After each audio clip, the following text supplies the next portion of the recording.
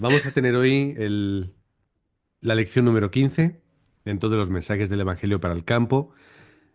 Dice esta lección la vida que mora en el poder del Señor. Porque si no tenemos el poder que mora del Señor, no tenemos nada. Hay personas que son muy poderosas, muy capaces, pero al final todo eso se acaba desmoronando, ¿no? Sin embargo, nosotros tenemos el verdadero poder ilimitado, absoluto, que es el que proviene del reino de los cielos. No es un poder que tenga que morar en nosotros de una forma especial. Hay personas que tienen capacidades, otras que no. No importa lo que tengamos o lo que seamos. Lo que importa es que nosotros podamos entrar dentro de esa vida que puede experimentar de verdad el poder que Dios nos da. Vamos a leer todos juntos en Juan capítulo 15 y vamos a leer los primeros 7 versículos. Aunque veáis arriba que es del 1 al 13, es que el resto de los versículos lo vamos a leer al final, ¿vale? Pero vamos a comenzar con los primeros 7 del capítulo 15 de Juan. Lo tenéis en pantalla, lo podemos leer todos. Dice, yo soy la vid verdadera y mi padre es el labrador. Todo pámpano que en mí no lleva fruto, lo quitará, y todo aquel que lleva fruto lo limpiará para que lleve más fruto. Ya vosotros estáis limpios por la palabra que os he hablado. Permaneced en mí y yo en vosotros. Como el pámpano no puede llevar fruto por sí mismo si no permanece en la vid, así tampoco vosotros si no permanecéis en mí. Yo soy la vid, vosotros los pámpanos. El que permanece en mí y yo en él, éste lleva mucho fruto, porque separados de mí, nada podéis hacer. El que en mí no permanece, será echado fuera como pámpano y se secará, y los recogen y los echan en el fuego y arden. Si permanecéis en mí y mis palabras permanecen en vosotros, pedid todo lo que queréis y os será hecho. Amén. Estos versículos no son nuevos en este grupo. De hecho, cuando hemos hablado otras veces de la oración, hemos recordado este versículo. Es decir, si permanecéis en mí y mis palabras permanecen en vosotros, pedid todo lo que queréis y os será hecho. Es decir, ¿qué tenemos que hacer para encontrar respuesta? Permanecer en Cristo y que sus palabras permanezcan en nosotros. Y en esa experiencia que cambia nuestra vida, nuestro pensamiento y nuestra percepción de lo que nos rodea, es donde nosotros cambiamos también nuestra oración. Y por eso podemos pedir en el nombre de Cristo. Porque no pediremos algo que esté fuera de lo que Él considera, de lo que Él cree y de lo que está en su corazón. Y así es como recibiremos respuesta. Pero volviendo a los otros versículos, Jesús pone un ejemplo, pues muy obvio para aquellos que vivían en el campo y tenían relación con la agricultura. ¿Cuál es este ejemplo? El ejemplo de la vid, el ejemplo de los pámpanos, el ejemplo de las ramas, de los frutos que salen de las ramas y de ese labrador que va cuidando esa retama para que vaya dando fruto. Como dice, me gusta mucho esta parte, dice, si nosotros llevamos fruto, ¿qué es lo que va a hacer el labrador? Dice que limpiará para que lleve más fruto. La palabra limpiar la podemos traducir por podar. Es decir, la va a cuidar, la va a cortar, la va a tratar de tal forma para que continúe dando fruto. La mimará, la cuidará y la arreglará todo lo que haga falta para que pueda continuar dando culto. Esta es la vida que mora en el poder del Señor. Esto es la respuesta de aquellos que están dentro de Dios, de su plan, de su propósito y de su palabra. ¿Qué tenemos que hacer? Pues mira, en la introducción nos encontramos varios aspectos de los cuales son importantes y relevantes en nuestra vida. Primero, tenemos que entender que nosotros tenemos que experimentar esto de morar en el poder del Señor. Cuando nosotros experimentamos morar en el poder del Señor, ¿qué sucede? Que llega la alegría del creyente. Es decir, el resultado de una vida que mora en la palabra y en el poder de Dios es una vida alegre. Es una vida, como vemos ahí, que conoce y mora en Cristo. Y eso es la respuesta para nosotros. Lo fue en Hechos capítulo 8, versículos del 4 al 8, cuando Felipe comparte el Evangelio en Samaria, había gran gozo en aquellos lugares. Cuando Jesús iba de lugar en lugar, predicando, iba hablando, iba sanando a los enfermos, había un gran gozo. Cuando a Jesús se le recibe en Jerusalén, se le recibe con gran gozo. ¿Por qué? Porque es la respuesta para nuestra vida. Porque es aquel que ha transformado, ha cambiado nuestra identidad, pasando de muerte a vida. Por eso yo tengo que experimentar esa respuesta de la vida alegre dentro del poder y la obra de Cristo. ¿Cuál es el problema? Pues que la gente en el campo no conoce esta respuesta. Que la gente en el campo no conoce y no comprende que Jesús es el Cristo. ¿Cuál es la alegría que la gente busca? Es la alegría, como diríamos, o como sería un poco en lenguaje bíblico, en la alegría de encontrar y de satisfacer las concupiscencias de cada uno, los deseos, o lo que yo considero que es lo deseable para mí. Al final todo es un vacío, al final es una lucha que te lleva a un lugar donde no hay respuesta. Al final es darte cuenta de que no hay nada en tu vida que pueda llegar a satisfacerte. No conocen la alegría de aquel que mora en el poder y en la obra de Cristo. Los creyentes a veces tienen el problema de que olvidan esa alegría, olvidan esa respuesta, olvidan esta vida y llegan incluso hasta el punto de decir, es que Dios nos ha abandonado, es que Dios ya no está conmigo. Y hay gente que lo piensa de verdad o que cree que por la forma en la que viven, por sus errores, sus equivocaciones, a veces esos tumbos que van dando en la vida, Dios les abandona. Como si tú tiraras o llevaras a un perro, lo abandonaras en medio del campo y te fueras con el auto lejos. Pero Dios nunca hace eso. ¿El problema cuál es? Que la gente, incluso los creyentes, olvidan de verdad esa vida que mora en Cristo y en el poder de la palabra. Y como los creyentes la olvidan, vienen problemas, vienen circunstancias, no tienen la forma de solucionar, no comprenden el motivo, no aprovechan la oportunidad, todo les viene muy grande y al final, ¿qué sucede? ¿La culpa de quién es? La culpa es de Dios. Dicen, es que Dios no está conmigo, es que Dios no me ayuda, es que Dios no me cuida, es que Dios no, me ha traído estos problemas, es que Dios me está castigando. Pero no es la realidad. Es que hemos perdido, hemos salido, hemos dejado de experimentar la alegría de estar en esa vida que mora en Cristo y en su poder. Juan 15:11 dice estas cosas, os he hablado para que mi gozo esté en vosotros y vuestro gozo sea cumplido. ¿Qué cosas? Que Jesús es el Cristo. Esta es la respuesta, que lo vemos ahí o lo veremos un poquito más adelante porque es el versículo 11 y nosotros hemos leído hasta el 7, es que si vosotros permanecéis en mí, en la vid, vais a tener respuesta, vais a llevar fruto, vais a tener una vida próspera y útil para el Evangelio. Y esto será, y el resultado será ¿cuál? Que el gozo del Señor es que yo esté en esa vida y mi gozo ¿cuál será? Estar en esa vida, en la vida que mora el poder y la obra y el poder y la palabra de Jesucristo. Esta es la respuesta de nuestra vida.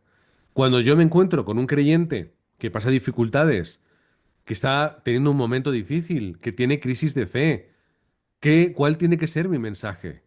Tienes que volver a experimentar la alegría al entrar dentro de esa vida completa en Cristo. ¿Por qué la gente no disfruta de esto? Porque tiene su propia vida, porque tiene sus pensamientos, tiene sus perspectivas. ¿Cuál es la respuesta a sus propias vidas? Pues lo que pueden conseguir. Es lo que pueden, pero no es la respuesta absoluta. Nosotros en España, como esto ya lo conocéis, uno de los productos más famosos es el jamón. Es la pierna del cerdo bien curada, secada, y luego eso se toma como embutido.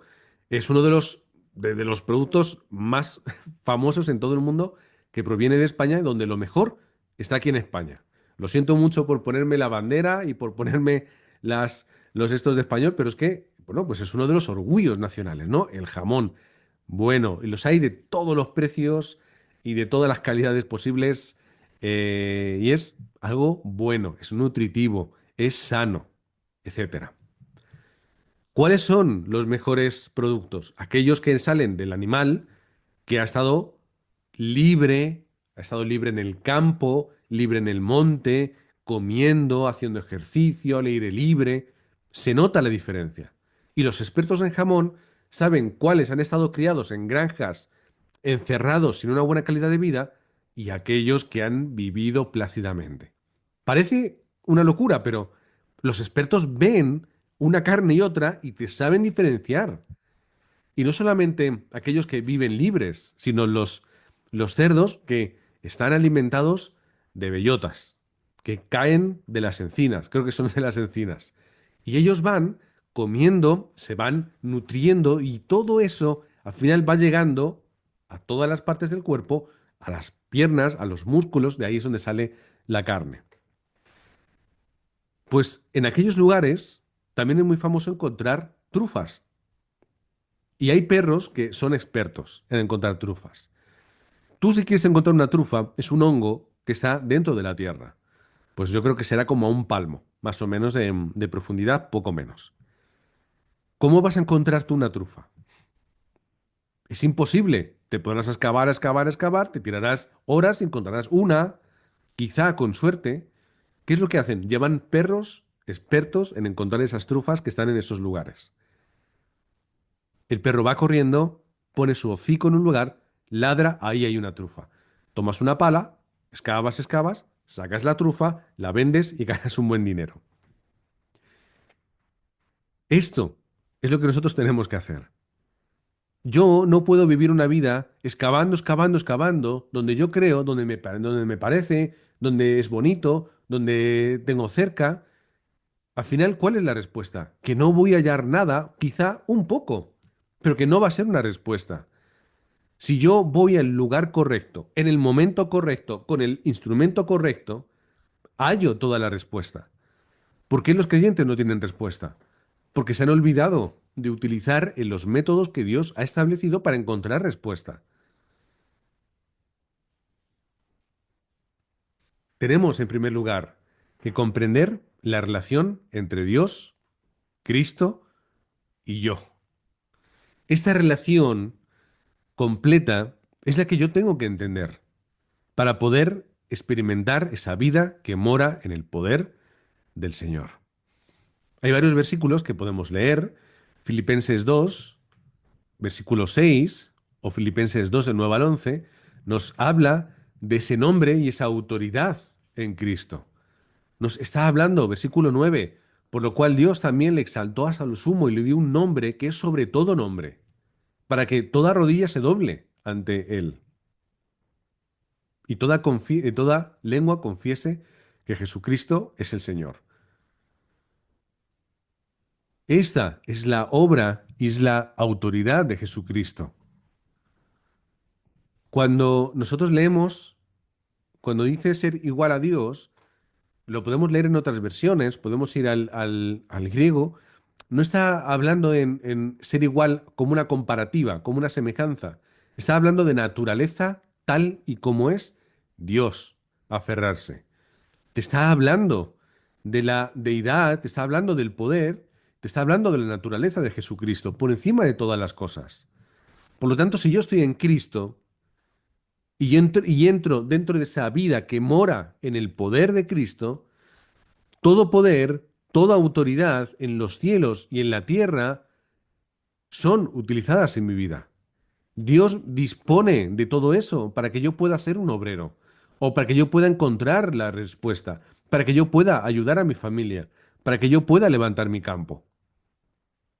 Si yo estoy en esa vida del poder de Dios, tengo también esa respuesta.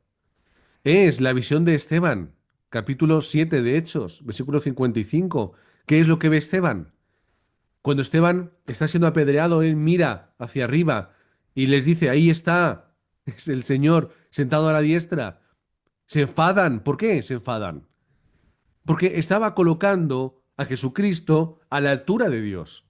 Y eso es una blasfemia. También lo hizo, perdón, Jesucristo más de una vez. ¿Y qué hacían los judíos?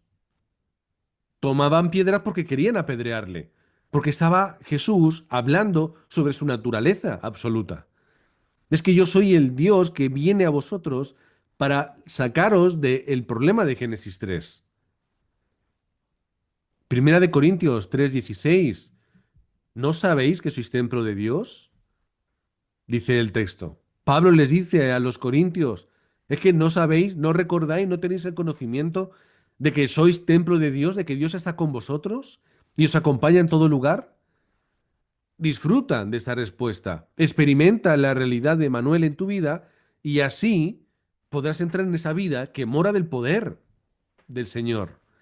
Gálatas 2:20, ¿qué es lo que dice? Es que yo ya no vivo, es que no soy yo, es Cristo quien vive en mí. Es que yo ya he dejado de ser ese hombre carnal, de ser esa mujer centrada en lo físico, de ser esa persona que únicamente mira lo que me rodea, lo que me apetece, lo que quiero, lo que me da envidia de los demás, lo que me satisface, lo que yo considero. Y ahora, como yo he sido crucificado y no vivo yo, es Cristo quien lidera mi vida. Es Cristo quien es el dueño de mi corazón. Es que yo ya no estoy en mi vida de antes. Yo pensando las cosas de antes. Es que yo ahora estoy en esa vida que mora en el poder del Señor. Y es lo que a veces la gente le cuesta hacer. Y tenemos el ejemplo, no sé si a vosotros os ha pasado, lo habéis visto, las personas, esto que me disculpen aquellos de los que voy a hablar, ¿vale? Pero es mi apreciación. Las personas que no tienen hijos, ¿vale? Y hay personas que de verdad lo sufren, que lo intentan, no lo consiguen. Pero digamos que se les olvida que los demás tienen digamos que una obligación, tienen una responsabilidad en su vida mucho más grande. Y a veces viven como si siguieran siendo solteros. O personas que ya en ciertas edades, como no se han casado y no tienen esa vida en familia, viven como solteros como si fueran jóvenes siempre. Y ves a personas de 30, 40, 50 años comportándose como personas de 20. Esto, por ejemplo, recuerdo que en esos tiempos, cuando yo era joven, pues me pasaba que cuando tenía que estudiar, aquellos que no estudiaban o que tenían otro estilo de vida, no entendían. Les decía, no es que yo tengo que estudiar, es que tengo que hacer lecturas, es que tengo que hacer trabajos para el seminario, es que tengo que hacer esto y otro. No puedo disponer del tiempo que disponía antes. Mi pensamiento ya ha cambiado. Cuando yo voy evolucionando y creciendo dentro del Evangelio, mis perspectivas y los motivos por los que yo vivo son diferentes. Y los amigos que yo tenía cuando era joven han tenido vidas distintas a las que yo he tenido. ¿Por qué? Porque yo no vivo conforme lo que yo era antes, conforme mis pensamientos, mis perspectivas, mis apetencias, sino que yo ahora vivo conforme Cristo. Y yo, mi vida no es la de antes, o lo que hubiese sido antes si hubiera tomado otros caminos. ¿Mi vida cuál es? Una vida que está gobernada y liderada por Cristo. No hace mucho un amigo del mismo grupito, pues habla conmigo porque ha estado en centros de desintoxicación, algunos cristianos, y bueno, pues como él sabía que yo era cristiano y demás, pues bueno, quería hablar conmigo y demás. Si yo hubiera seguido la vida de él, pues hubiera estado en problemas de drogas y en todo ese tipo de vida. Pero como yo he sido un remanente que he seguido y que he transformado mi vida para estar en Cristo y disfrutar de esa vida que mora del Señor, los resultados son diferentes. No vivo yo, mas vive Cristo en mí. ¿Cómo yo puedo vivir esa vida que mora en el poder del Señor? Cuando no vivo yo. cuando el ego es rebajado y desaparece. Ese egolatrismo, ese egocentrismo, ese yo, para que sea Cristo, Cristo y Cristo en mi vida. Mateo 18, del 18 al 20, nos habla de la autoridad que Dios nos da. Todo lo que atéis en la tierra será atado en el cielo, todo lo que desatéis en la tierra será desatado en los cielos. Nos dice, en un contexto muy particular, que es en el contexto de los problemas y las discusiones entre creyentes, pero ¿qué es lo que dice este versículo? Si dos de vosotros se pusieren de acuerdo en la tierra acerca de cualquier cosa que pidieren, les será hecho por mi Padre que está en los cielos. Y este versículo, reconocido y recordado por todos, porque donde están dos o tres congregados en mi nombre, allí estoy yo en medio de ellos. Es cierto que es un contexto muy particular, pero es un principio real. ¿Por qué? Porque donde hay dos o tres congregados, ahí está Él. Pero ni siquiera dos o tres. Donde hay uno congregado, donde hay un hijo de Dios que dobla sus rodillas, que baja su cabeza, que ora, que escucha la palabra, que vive concentrado 24 horas en el Evangelio, que toma la determinación de desafiar este mundo y conquistarlo a través de la palabra del Evangelio, ¿qué sucede? Que Dios está con él. Esta es la autoridad del creyente. Esta es la relación que tenemos que entender nosotros. Y terminamos con Lucas 24, 25 al 26. Entonces él les dijo, oh insensatos y tardíos de corazón, para creer todo lo que los profetas han dicho. ¿No era cierto que el Cristo padeciera estas cosas y que entrara en su gloria?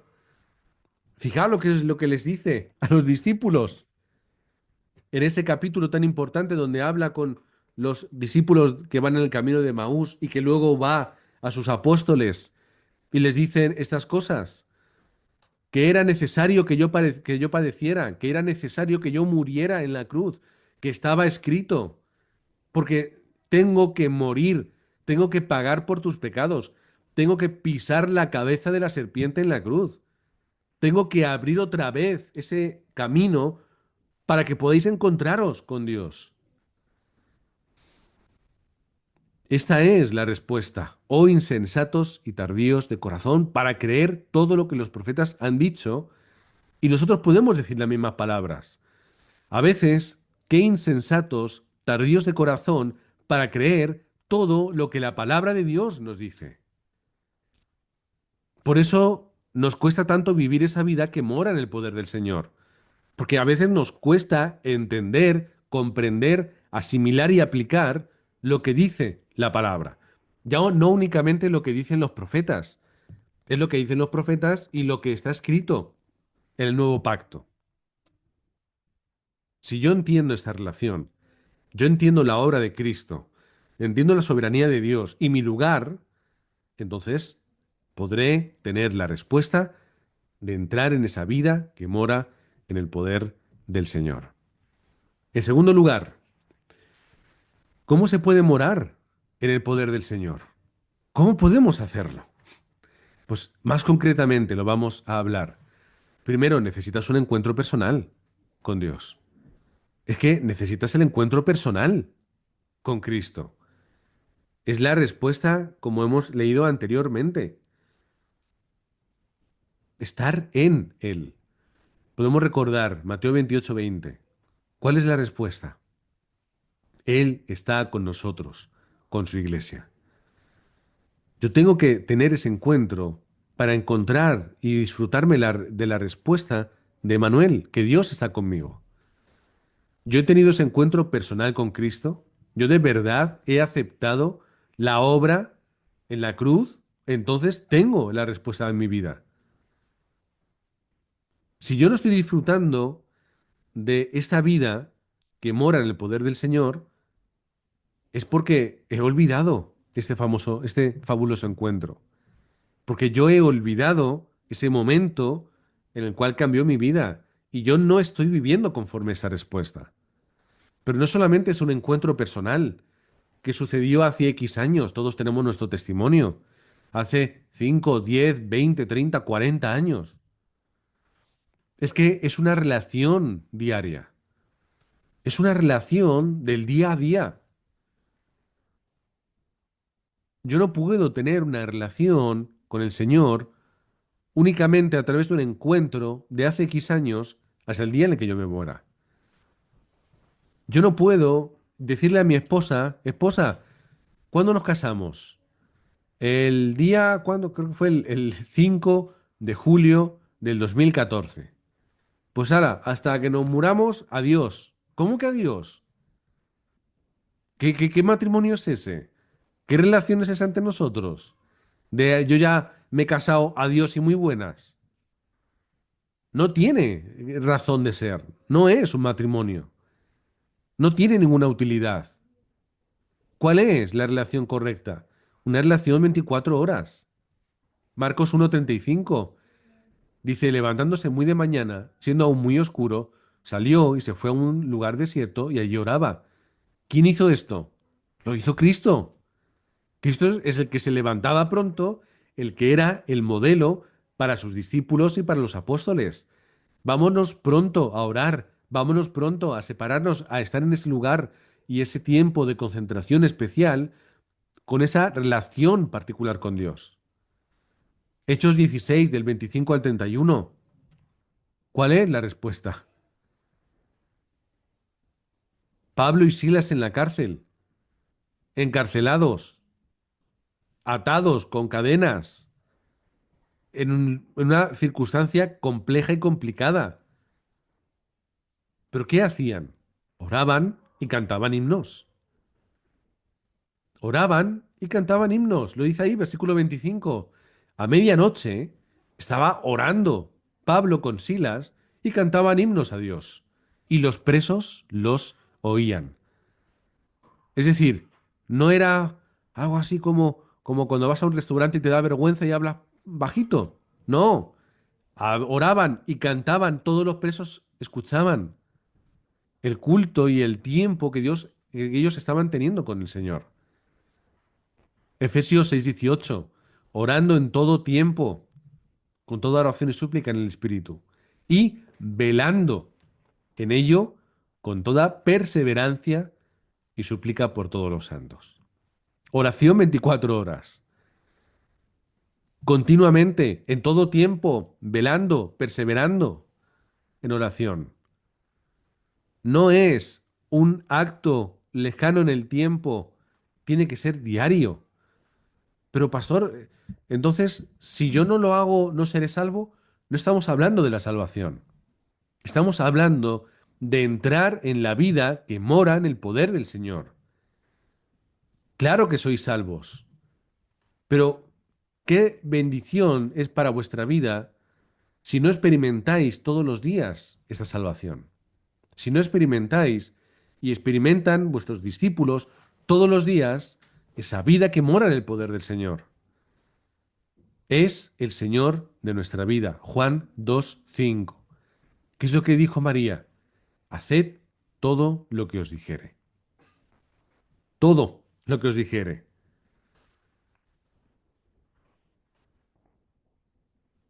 Lo que Él os diga, hacedlo.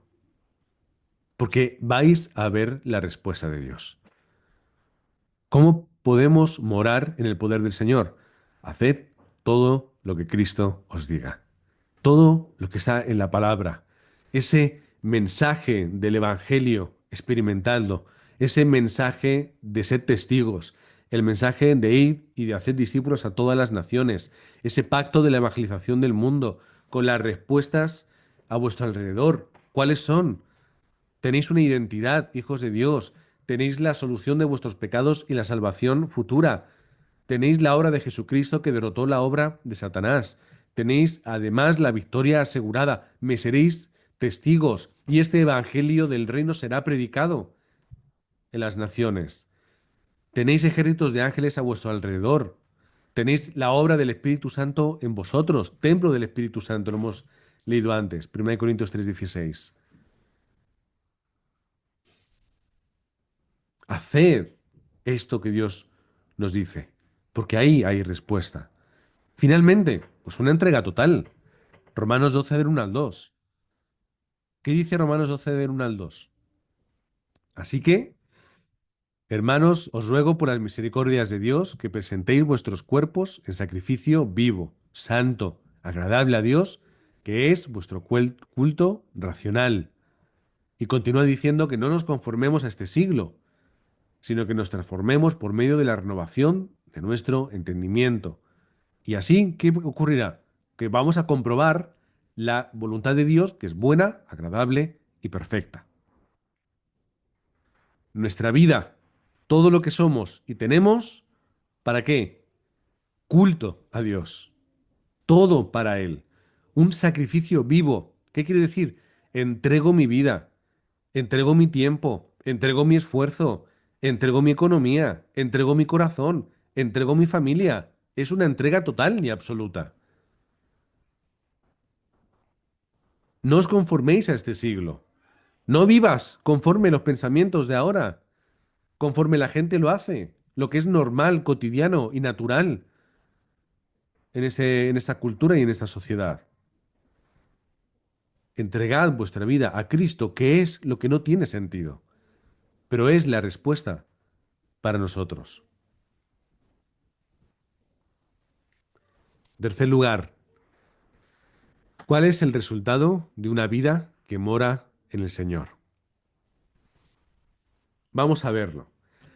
Habéis visto y tenéis en la pantalla, son los versículos del 7 hasta el 13.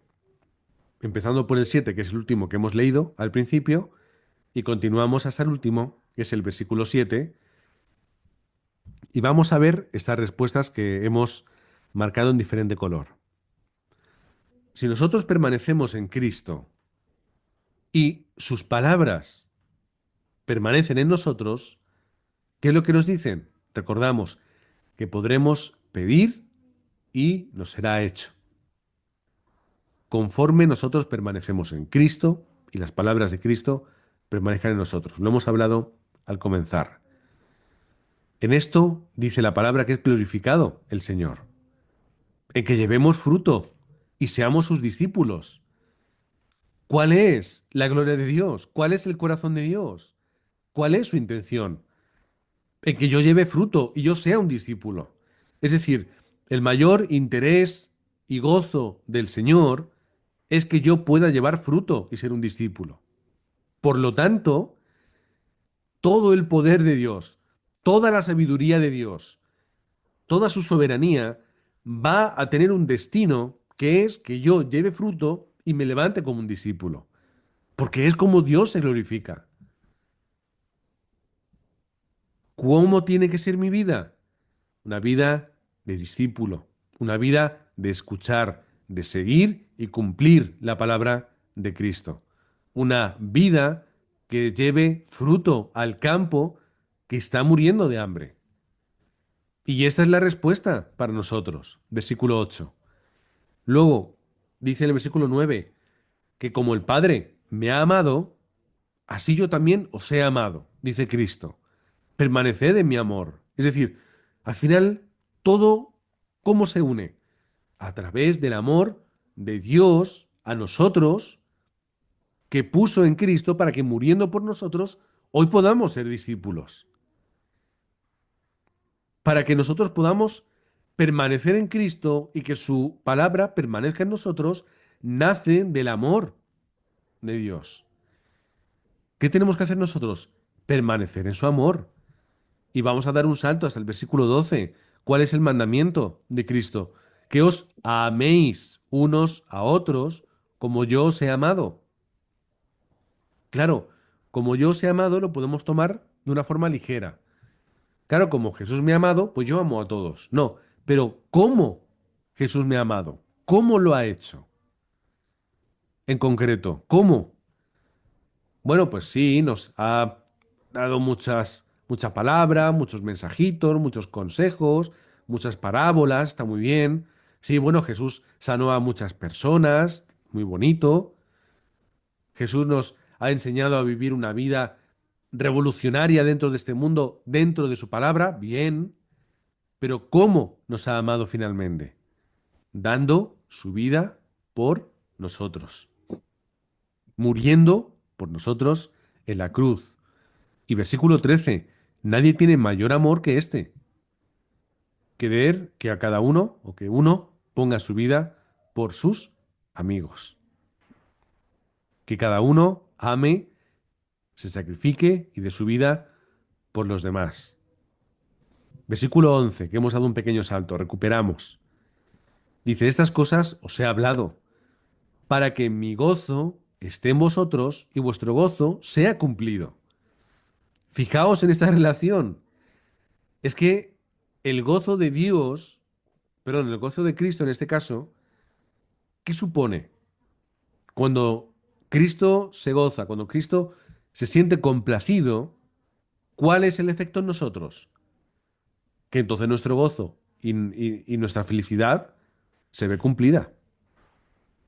Mi felicidad y mi gozo dependen de yo cumplir con lo que está en el corazón de Cristo. Amén. Y por último, nos quedamos con ese versículo que ya hemos leído, por esa palabra marcada en azul que pone amigos. Y esto, como lo he dicho mañana en otro encuentro que hemos tenido aquí, Obreros en España, esto es un mensaje pendiente para predicar que nos habla de los versículos del 14 al 17. ¿Qué dicen estos versículos del 14 al 17? ¿Qué dice? Que Jesucristo nos llama amigos. Nos llama a nosotros amigos. Nos podría llamar hermanos, no, a veces nos llama y nos dice hijos, pero es que nos llama amigos. ¿Por qué dice eso? Porque Él cuenta con nosotros para hacer la evangelización del mundo como amigos. No somos esclavos, no somos marionetas en sus manos. Somos amigos, somos aquellos discípulos que juntamente con Él vamos a hacer la evangelización del mundo. Y este es el gozo de Dios, que podamos hacer con Él la evangelización del mundo. Al igual que un padre se siente complacido cuando sus hijos comparten gustos e intereses y pueden hacerlo cosas juntos. Yo, por ejemplo, aquí a veces veo a las familias que montan en bicicleta y van por el campo y hacen sus rutas y los veo todos juntos con sus ropas y digo, esto no es que estén dando un paseo, es que esto lo hacen todos los fines de semana, con sus cascos, sus ropa especial, sus bicicletas grandes, con pinta de ser muy caras y profesionales. ¿Por qué? Porque es un hobby que comparten todos y lo hacen todos los días. ¿Y cómo se sienten los padres? Ay, mira, nuestros hijos están con nosotros, comparten los gustos, vamos, qué bien. ¿Cuál es el mayor gozo de Dios? Cuando nosotros, sus hijos, compartimos ese corazón, hacemos la evangelización del mundo juntamente con Él, y ahí es donde nace esa sinergia completa con Dios y con el resto del pueblo de la Iglesia de Cristo para cumplir lo que está en su corazón. Así que, hermanos, os bendigo en el nombre de Jesucristo para que seáis aquellos que viven, que entran dentro de esa vida que mora en el poder de Cristo, que mora en el poder del Señor, y que dentro de esa vida, con ese poder, está la verdadera alegría, verdadero gozo, y descubrimos ese verdadero amor, el cual primero Dios depositó en nosotros, Dios obró en nosotros, y que por lo tanto nosotros podemos depositar en los demás. Y quedándonos con este último versículo, nadie tiene mayor amor que este, que uno ponga su vida por sus amigos.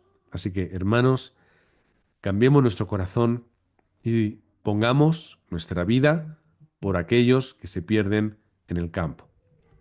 Padre, te queremos dar las gracias por este tiempo y este encuentro que tenemos todos juntos. Gracias, Padre, por estos obreros que tú has levantado con el corazón de ser esos discípulos que permanecen en la vid, de ser esos discípulos que permanecen en ti, en tu palabra, en tus mandamientos, en tu corazón, y que permaneciendo en ti encontraremos toda respuesta, encontraremos todo gozo, alegría y podremos experimentar de una forma amplia y profunda ese amor que tienes por nosotros.